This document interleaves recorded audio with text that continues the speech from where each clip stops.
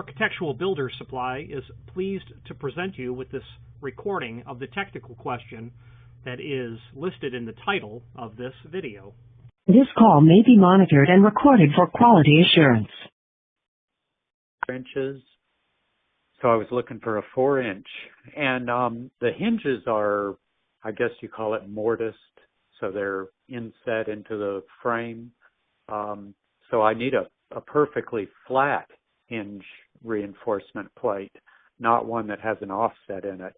So do you know if you would have a perfectly flat hinge reinforcement that would fit over a 4-inch hinge? I do not. What are you installing this to? An aluminum frame? No, it is exterior doors on a home, so it's just a wood frame. What I'm trying to do is reinforce the exterior door hinges. My idea was to put a plate over the hinges and then use much longer screws to reinforce it and strengthen it. So you have a wooden frame. Right. And it has 4-inch hinges mortised to the hinge jamb. Correct. And right. Where are you planning on using the steel? Well, I was going to remove the screws, at least two. There are 4 screws in each of these hinges. I was going to hoping to remove 2, maybe all 4 of those, and put a plate over it, and then re-screw into the hinge holes, but hoping that the plate extends up above and below the hinge so that it's longer than the hinge. So it would then reinforce the hinge. So why are you removing the screws from the hinge? Oh, you're going to go through the plate into the hole locations. So right. I get the concept of what you want to do, but when you go to close the door, I would conclude the added thickness of the steel would prevent the door from closing. Yeah, I do have some space there. It looks to be maybe, maybe an 1/8 of an inch. Yeah, so, and that's the normal gap, the margin that you'd have between a door and a frame. Oh, okay. Okay. Yes, so a typical hinge reinforcement plate would be about 10 gauge, and they come heavier than that. 10 gauge is automatically thicker than the margin you have. Oh, okay. I see. So okay.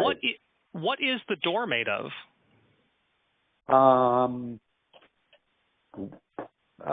Metal. Mm-hmm. Yeah, I don't see this working. My idea was you could Okay. mortise, the door to accept the thickness of the steel, but right. It's just not going to work with that margin, nor with the hinge plate being there on the edge of the door. Okay.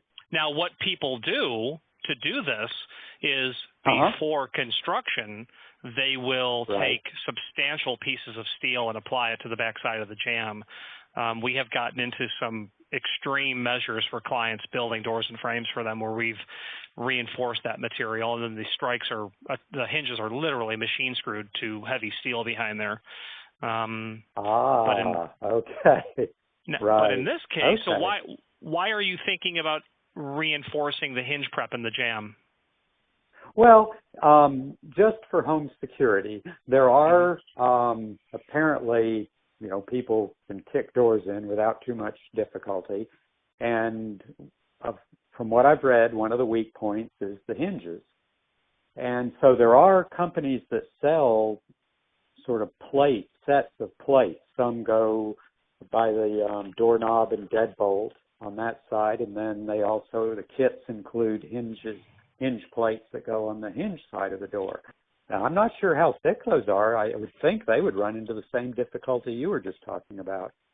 But anyway, people sell these kits, and so I just thought, well, maybe I can just find some, hinge plates on my own and not buy complete kits and do the same sort of thing.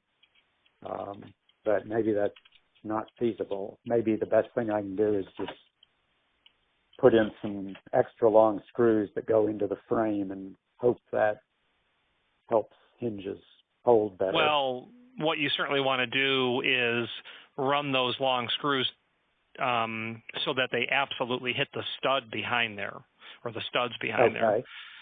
Right. And generally that'll be the two holes that are closest to the stop of the frame. Now, what you could also do is use a different hinge. You could use what would in effect be, think of it as a piano hinge, except that they're quite commercial in nature, and they would prevent someone from breaking the door at that point. Does your door swing in or out? In. Okay. Yeah, so it'd be fairly awful to have a commercial hinge on the inside of a home. And the problem is you have a metal-clad door, and you can't shrink that door a little bit so that we can conceal the hinge better.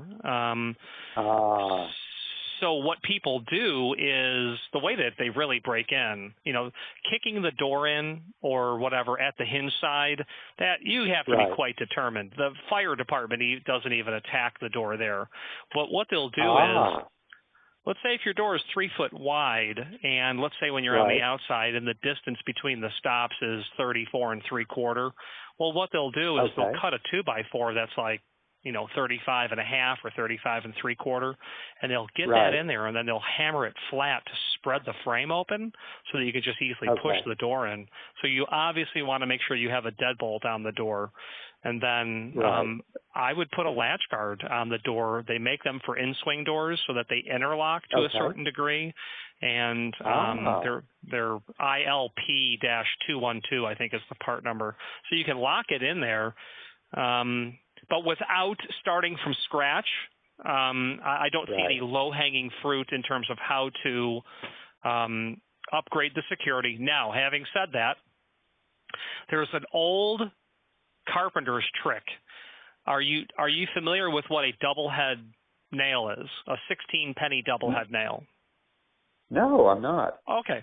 So a 16-penny double head nail is, certainly you've driven down the street at some point and you've seen concrete workers building curbs. They've got wooden forms and they're pouring concrete to build the curb.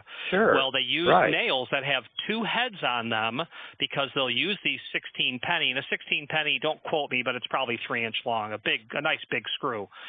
So they'll build the structure with double head nails. Now, where I'm going with this is the double head allows them to pull that nail out really quick when they're done with the form. But imagine if you took 16-penny double head nails and you drove them into your jamb.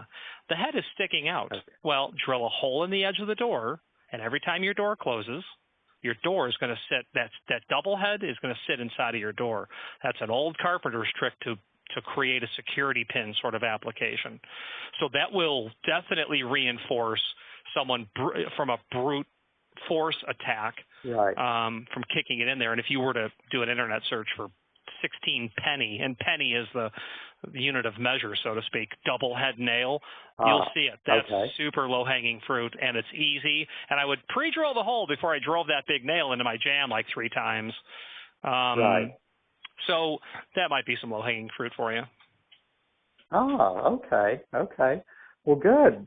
You have been extremely helpful. I really appreciate you taking so much time to explain all that to me and offer suggestions. Well, I've been broken into, and I know how awful it is, and I hope that never happens to you. Yeah, well, thank you very much. So that latch protector you mentioned, the ILP-212, you carry that, I assume? Oh, yeah, sure. That's a Donjo item. Okay.